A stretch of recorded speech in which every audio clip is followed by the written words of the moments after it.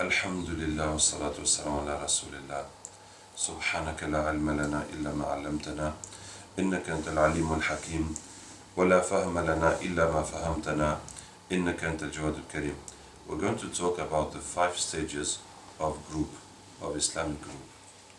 The Islamic group is the group that works for hidayah, for guidance, for bringing people to Islam, spreading Islam.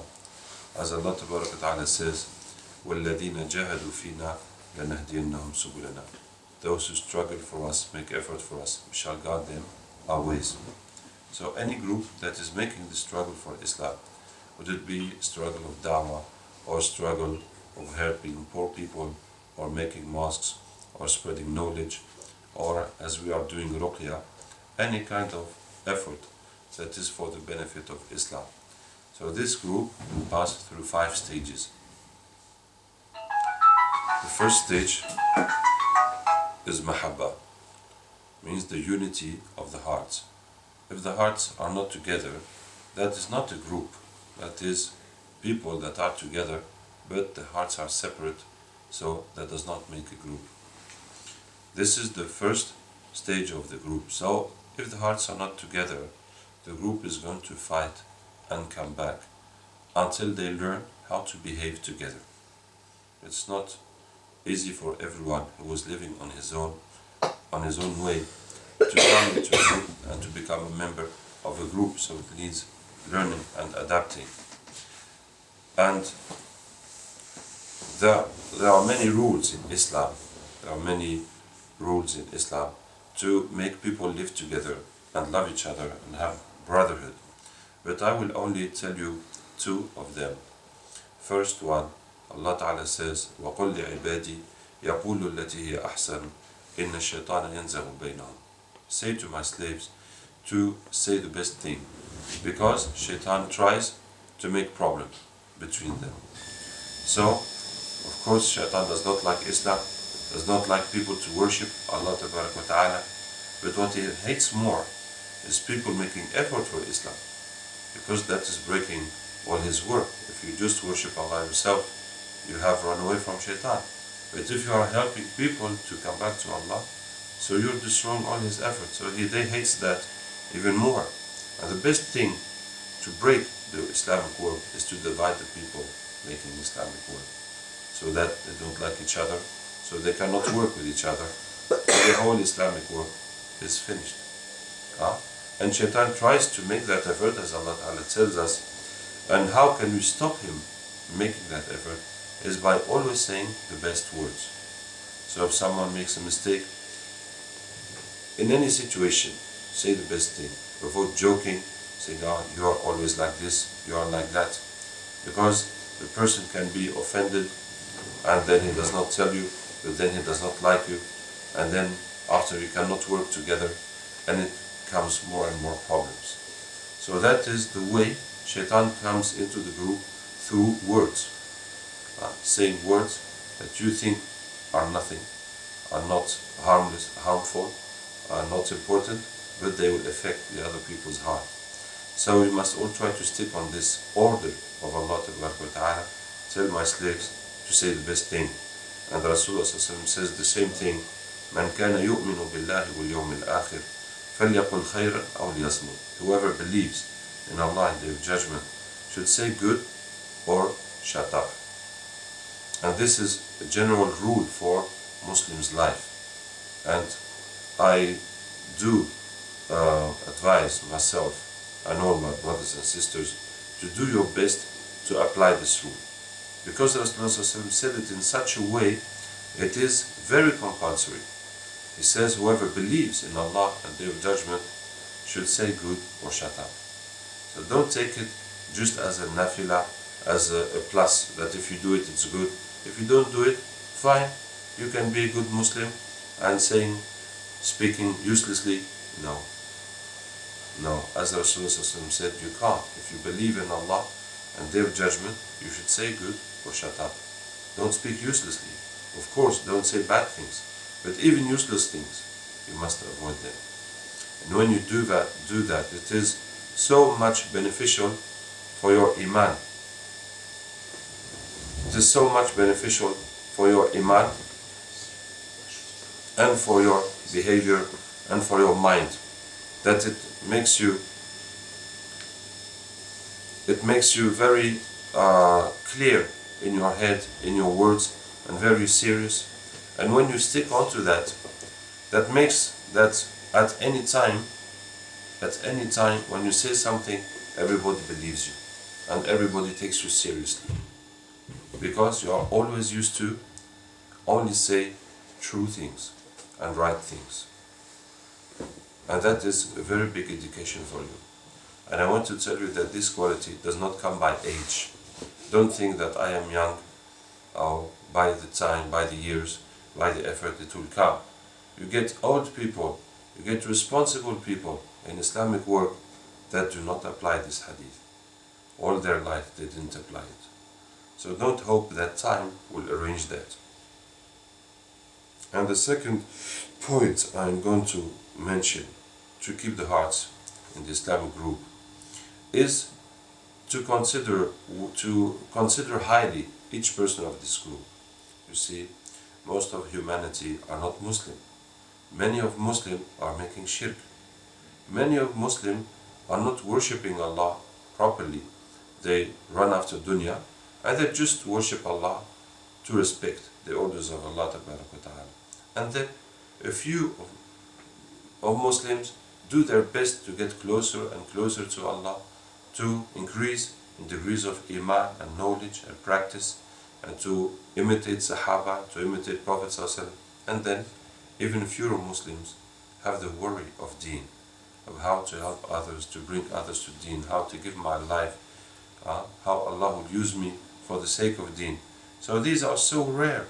So you must understand that each one of these people that have come to do some work for Islam, they are too much valuable. They are too much valuable. So even if they have defaults, even if they have lacks, that is what we have. If we should wait for perfect people to do the work of Islam, so there will never be any work of Islam. We are all not perfect. So people come with their lacks, and they are here to help Islam. So we must accept them as they are, and know that even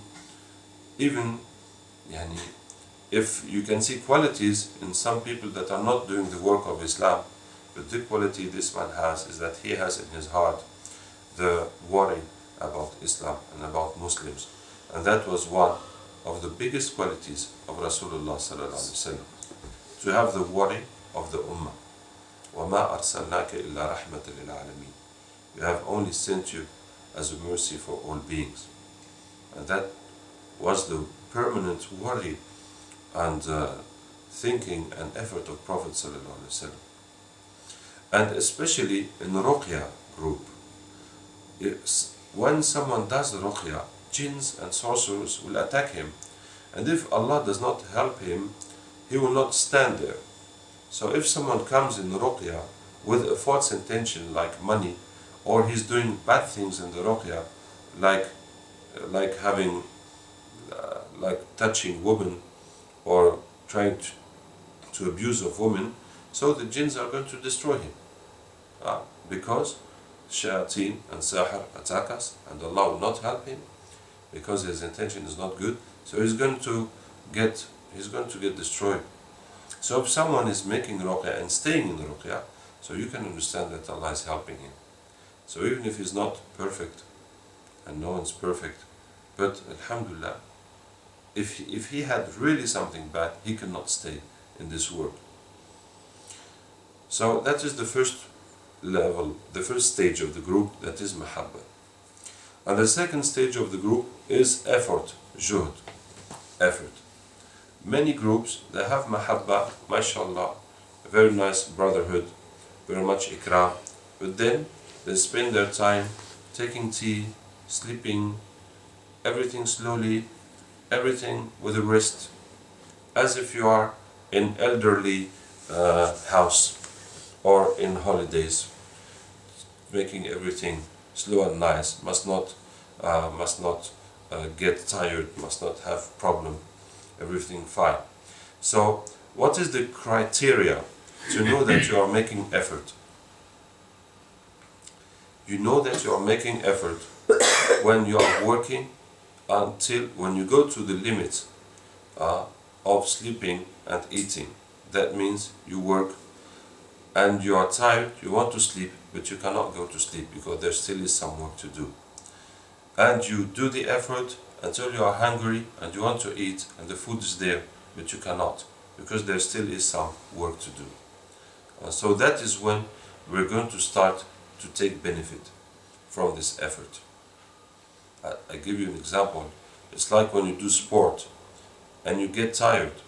So when you get tired, you stop. So you're getting no benefit. It is when you are tired that you are starting to benefit. And you must go beyond your tiredness and force yourself to go more and more. And that's how you're going to acquire new capacities in sport, by going beyond your limits.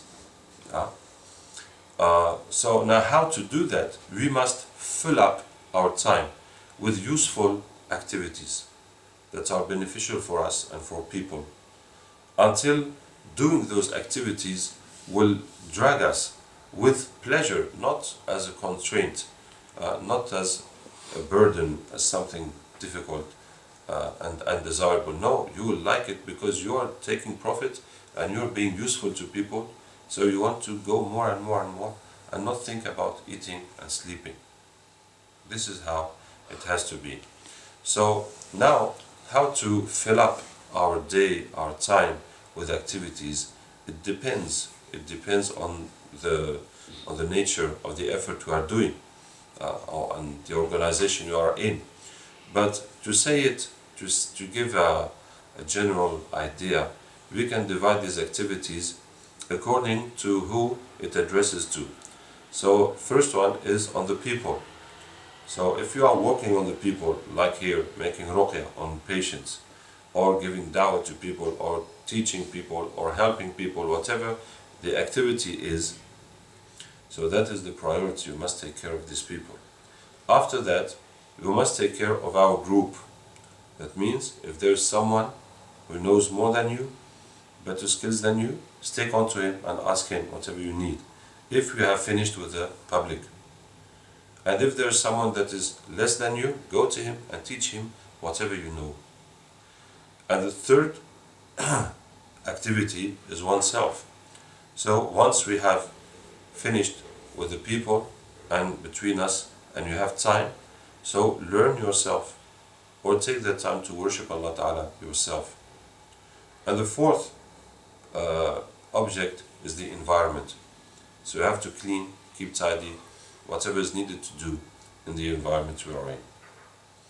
And we have 5 points in juhd, in effort, 5 points of Sahaba radiallahu anhum that we go with in this work. The first principle, it is 5 principles. The first principle is principle of Umar ibn al-Khattab radiallahu anhu. كان إذا مشى أسرع وإذا تكلم أسمع وإذا ضرب أوجع. When he walks, he goes fast. When he speaks, he is heard. And when he hits, he hurts. That was quality of Umar radiallahu anhu. When he goes fast. When he walks, he goes fast. When he speaks, you hear him. When he hits, it hurts. And that means that we want to do any job we have to do. If we tell you to do hijama, or to explain treatment, or to go buy something, whatever thing you have to do, you're going to do it well, perfectly, so that no one has to come behind you, explain again, do it again, say this is not like this, you have not done it correctly, and as fast as possible. Okay? If we just tell you to go buy some bread, you'll go like an arrow and come back like an arrow. Not just walking about, as if you have nothing to do. So this is the first point in Juhd. Second point is point of Abu Bakr radiallahu anhu. لا يحير عند البديهة. He's not يحير. He's not lost in front of something obvious. So when something is obvious, we do it right away. Don't stay thinking more and more. For example, I have to take my wuzu. Say, I have to go all the way there. I have to take my socks off, water is cold, as I have to take my wudu, and there is no alternative. So just go do it and come back immediately. No use thinking, because there's nothing to think about. You see?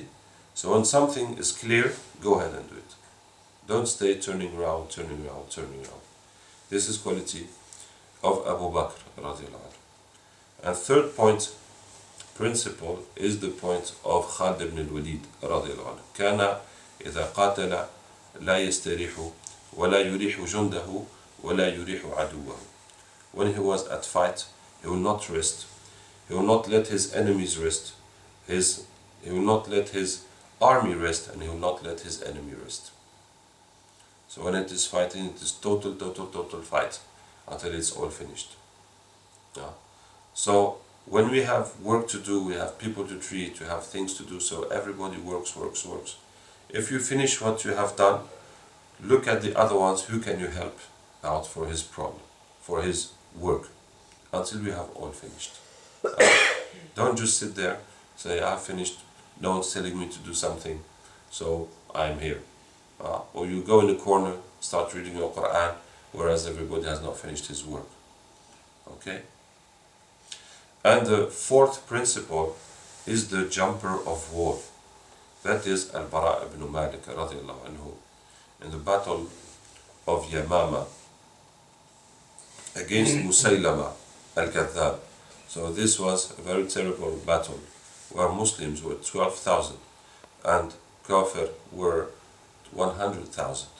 But that was not the problem. The problem was that the Musaylama people believed their chief was a prophet, and they were ready to die for him. And Sahaba, of course, are ready to die.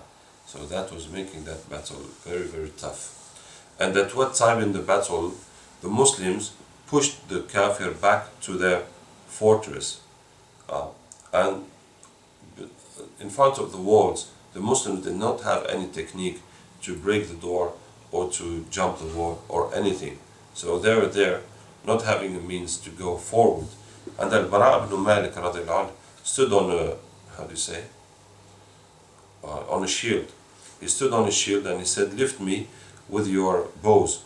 So they lifted the shield, then they lifted the shield with the bows, and he hanged on the wall and jumped over the wall alone in the middle of the kuffar.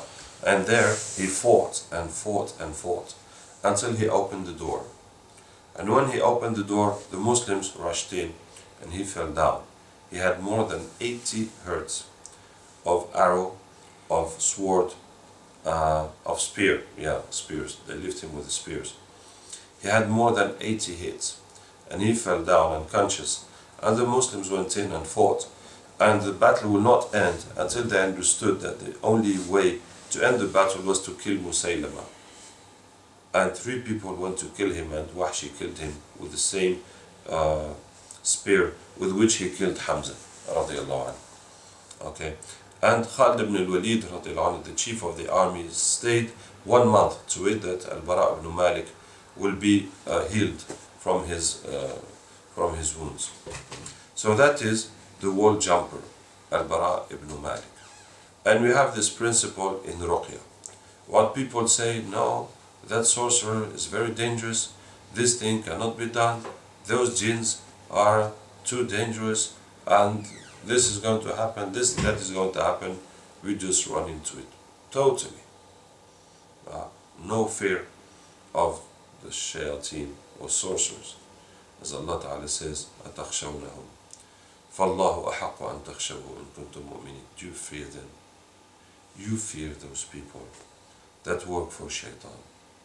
That is what you are fearing. You who worship Allah, fear the people who worship shaitan? Is the power shaitan is going to give them bigger than the power Allah is going to give you? That is what you think. That Allah will not help you.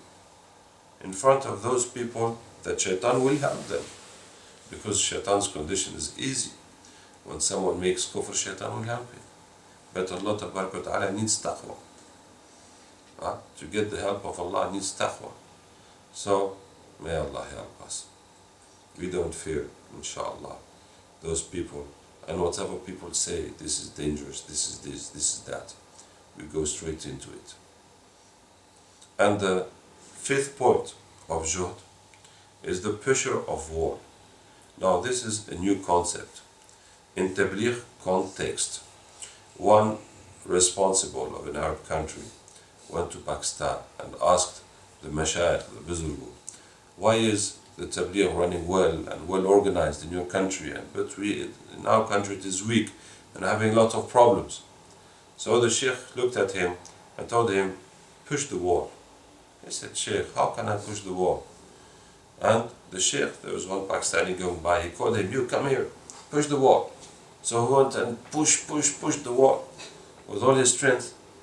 And the Shaykh said, you see, here people respect Mashayikh and they do what we say. But you only do what you have in your mind. That is the problem. Okay? So we need the wall pushers. We tell you to do that. I do that. How can I do that? Should I do that? Just do it. There is one time for shura and discussing, and there was one time for executing. So we said, do. And this is how we all have to be. Like said Khalid ibn al-Walid radiallahu anhu, if I spend one night with a group of muhajirin, very black, very dark night, waiting for Fajr, very dark night, under heavy rain, waiting for Fajr to attack our enemies, I love that night more than a night I spent with a new wife, a new virgin wife, after which I am announced that I have a boy. I prefer that night in a group of muhajirin, a dark night, under the rain, waiting for Fajr to attack our enemies, better than a night with a new virgin wife, after which I get a boy. MashaAllah. But why is it a group of muhajirin? Because the muhajirin, after the death of Rasulullah sallallahu alaihi wasallam, only wanted to join him. There is nothing interesting them in dunya after the death of Rasulullah sallallahu alaihi wasallam. So in every battle they are forward, they all want to die, not kill themselves, but they go for jihad. So when you are with a group of people and you know no one is going to go back, no one is going to move back, so that group will have another effect, you see. So this is the 5 principles in the effort. Principle of Omar: when he walks, he goes fast; when he speaks, he's heard; and when he hits, he hurts. Principle of Abu Bakr radiallahu anhu: he will not be, when something is clear, he will not hesitate anymore. And principle of Khalid ibn al-Walid: when he's at fight, does not take rest, does not let his army rest, does not let his enemy rest. And then the jumper of war, Al-Bara ibn Malik radiallahu anhu. And then the pusher of war.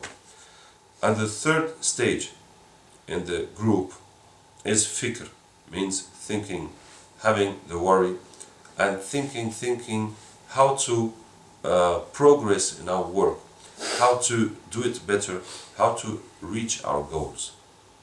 This comes after effort. When you do all the effort you can until you are physically to your limits, so now you start thinking, how can this effort work?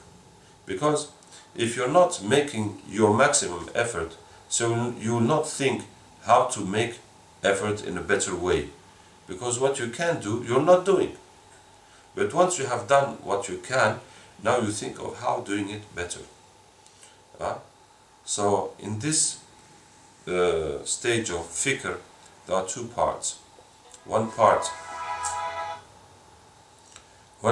is making each aspect of our effort better, improving each aspect. Would it be receiving the patients, the place we are in? Would it be the diagnostic? Would it be the way to make hijama, how to wash the cups, etc. Every point you must you must naturally think of each thing you are doing, how to do it better. Is it possible to do it better? So that we get closer to achieve our goals. Communication, explanation, each point is important. Each point is important. Sometimes, for example, we get patients that come back and I ask them, after you came last time, what did you see in your dreams? Well, they said, I saw a dog, I saw this. I said, did you kill him? I said, no, I didn't kill him. Well, didn't they explain to you how you must kill them in your dreams? No, no one told me about that. Well, did you make an matakunu? Yes, they told me to do an matakunu. But they did not tell me that I should catch them and kill them in my dreams. You see? So that is a lack. Well, it's not that dangerous, but it would have been much better to teach the patient how to do it. So when he sees them, he's going to kill them, those jinns will die, or people making sihr will be broken, and he will be better, and he will have more iman. Because when you beat them in your dream, it is a spiritual struggle, and that gets you stronger spiritually. That means you'll have more faith in Allah and in Allah's words, and more confidence on yourself. This is just an example. So we must always be thinking how to improve all the things we are doing. And the second point in fiqh is shura. So we discuss all together about our situation and how to make things better, what problem you have, what can we, etc., etc. In order that everybody gets the fiqh, understands where we are and where we're going and what we need to go forward. So everybody will act in the way to make the group progress. And then the fourth stage in group is, we call in Arabic tawajjuh, means asking Allah, making dua to Allah Ta'ala to help us. And that comes when you have done all your physical effort and all your fiqh, your understanding, your wiseness, your experience to make things improve. And then after you will understand that only Allah Ta'ala can give the result. For example, we are treating people. Only Allah can heal people. We are using Quran. It is the words of Allah Ta'ala. It is Allah who makes the shifa through this ayat. Now, we all have sins and lacks, and we are not doing this work as it should be done. Now, we need to ask Allah Ta'ala to not take count of our lacks and to give mercy on us and people and to cure them. You see, it is in the hands of Allah Ta'ala. Many things we can't control. Many things we can't control. So we need to ask Allah Ta'ala a lot. In all Muslim effort.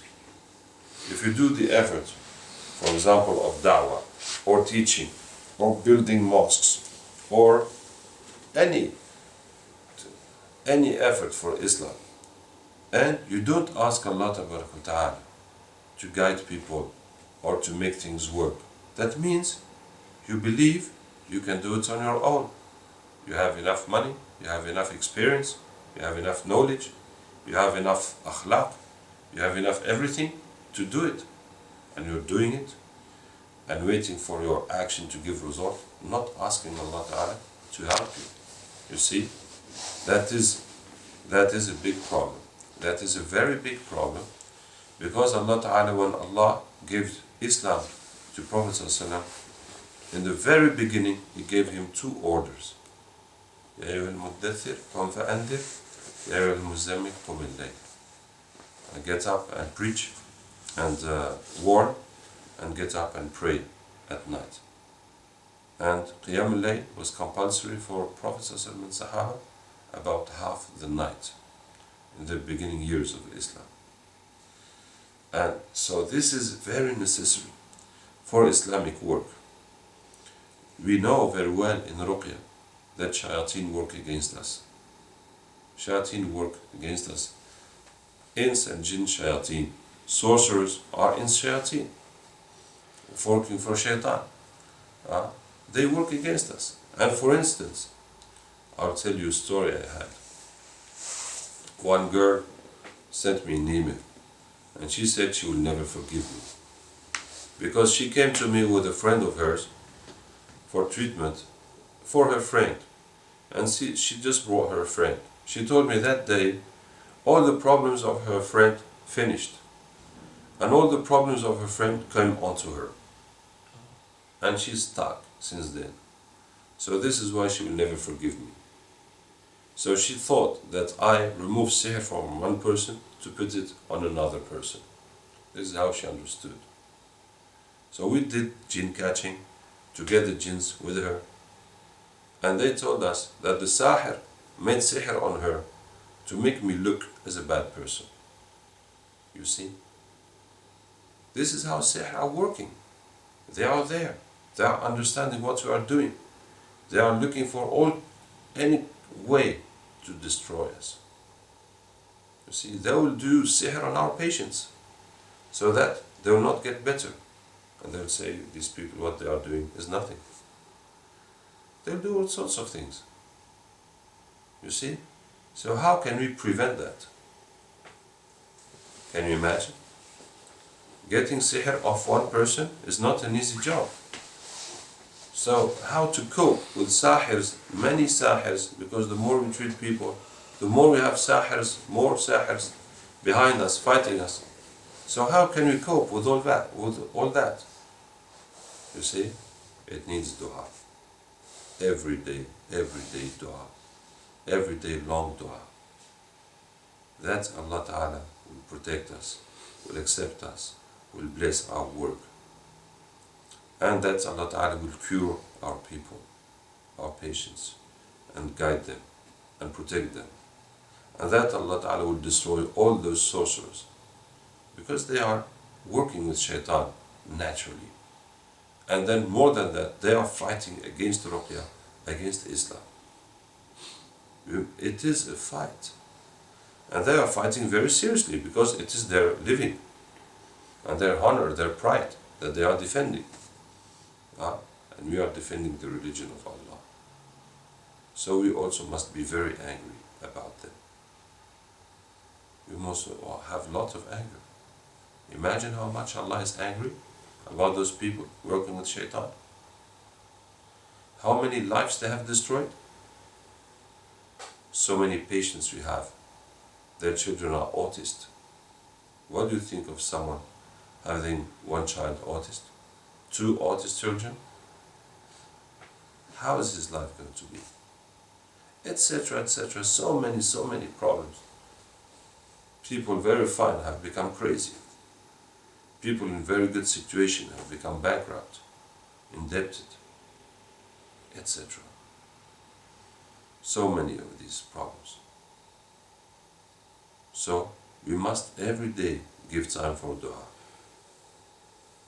for all the things we are trying to achieve. That is necessary in the group that works for Hidayah. It is absolutely necessary to give every day time for dua. If you're not, your effort is not complete. So it is as if you are making something. For example, you're building a house and you don't finish it. You build a car, you don't finish it. You make food, you don't finish it. So it cannot be used. House cannot be used, car cannot be used, food cannot be eaten, etc. It cannot be used. And this effort of Hidayah, without the dua, will not give result. Will not give result. The only benefit, it is a training for yourself. Now you can train, you can be learner and come to train how to make food, how to do this, how to do that. But if you stay a learner all your life, so you have wasted all that time. You have to learn to become a professional and to give something that gives result, that you can help people with, yourself too. But if you always say, as training, all of your life training, not doing proper effort, real effort, you have wasted your time. Anyway, it is better training to do Islamic work than going on holidays and watching TV. Of course, you have some hasanat, but that work is not productive in terms of Hidayah. So the fourth stage is dua. And you must find everyday time for dua. For example, read Yasin, make dua, or pray sometime by night, make dua, or make qunut in Salat al-Watr, make dua. Well, if you want to make dua every day, you have to fix some time, fix some habit to make this dua. Then, the fifth stage of group is ibtila, test from Allah Tabarak wa Ta'ala. And why is the fifth stage test by Allah Tabarak wa Ta'ala? Now you're going to understand everything, inshallah. Allah Ta'ala has promised hidayah for effort. And in the effort, there's a first condition, that is mahabba, unity of the hearts. Otherwise, there's no group. Once that condition is there, the effort is divided into three things: physical effort, mental effort, and spiritual effort. That is juhd and fikr and dua, tawajjah to Allah Ta'ala. Once this effort is complete, you are making effort as much as you can, with physically, intellectually, mentally, and spiritually making dua. Allah is going to give hidayat. It's going to work. Like a key opens a door. It's going to work. Like you say, you mix this, you put on the fire, you'll get your food. It's going to work, inshallah. It's going to work. And how does this hidayah come? This hidayah, Allah has promised for yourself, not for other people. When you make effort for guidance of people, what did Allah promise? Those who struggle for us, we shall guide them our ways. Allah has promised hidayah for you, not for the other people. You see, the people you are making effort on, Allah did not promise anything for them. Allah promised for you. That is who are making effort on the people. So Allah will guide you. And what does guidance mean? Means Allah will increase your iman. Increasing your iman is the same thing as removing dunya from your heart, removing creatures from your heart. And this removing creatures from your heart will not come in an easy way, in a soft way. It will come in a hard way. It will come with pain, with suffering. This is why you get tests. And those things you love, those things you are attached to, those things that count for you, Allah is going to grab them off you. That is your hidayat. And that is why the result of effort is ibtila, is tests. So when you are making efforts, if you are making correct effort, you will get ibtila every day. Every day something is going to happen. It could be illness, it could be loss of money, it could be people speaking bad things about you, etc. It could be any kind of thing. It could be some person speaking bad to you, making problem with you, etc. So, when you get this ibtila, you have to do three things. First of all, you have to know it comes from Allah and accept it.